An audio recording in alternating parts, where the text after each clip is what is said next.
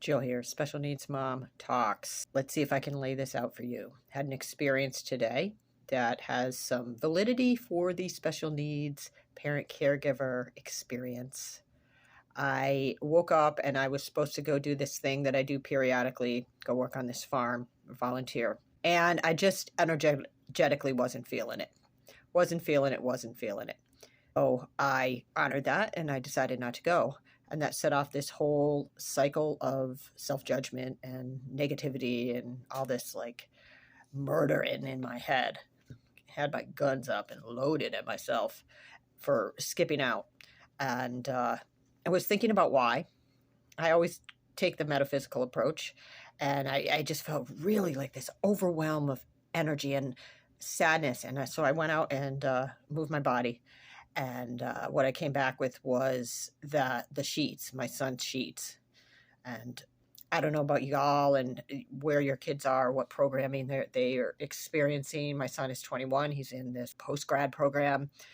I've mentioned it before. It's everything's going pretty smoothly. He's transitioning to 22. But every day they send home these sheets that he fills out that tell what he did during the day.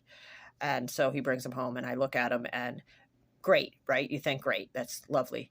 But for some reason, every now and then they freaking break my heart because what I'm getting basically after 21 years of an individual that's had seizures, that's experienced domestic trauma, that's experienced all aspects of the medical system, been switched around to, 10 different schools, wherever the district has the programming that they need, that's where the kids go. Moving schools, medical stuff, like I said, all kinds of traumas. And not to mention major challenges to learning according to the way that we teach. 21 years and basically functionally illiterate. And so I see these sheets and also knowing the amazingness and the abilities and the different types of intelligence that he has.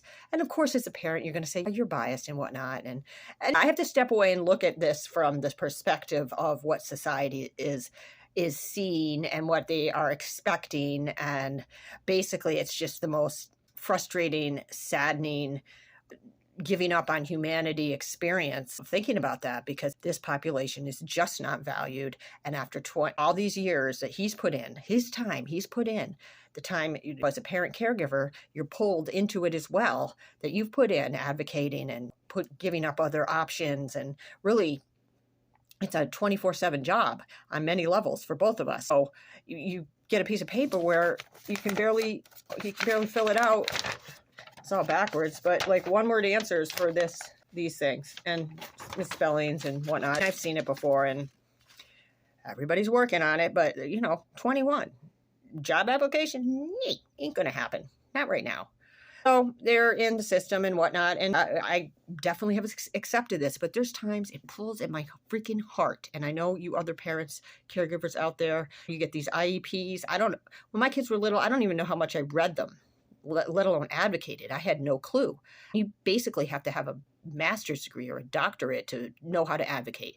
And that's not really true, but you really have to apply yourself. It should not be so hard. We are set up on every level to be like, oh, well, go do that with my kid because I don't know what the language is. I don't know the law. But anyways, there's all these feeds flowing into my head, that when I see these sheets, it's the past, it's the present, and it's playing out into the future. Why does that relate to what I didn't want to do? Well, I don't feel like I fit in anywhere. I think I've explored a lot of different paradigms. And in every single one, there's this piece of me that I feel is pulled back into the pain of experiencing the disconnects with the offspring and being the advocate for that and not feeling as if people really understand that at a core level. And so feeling different. And that's all me. I'm just voicing this out in case anybody else experiences it.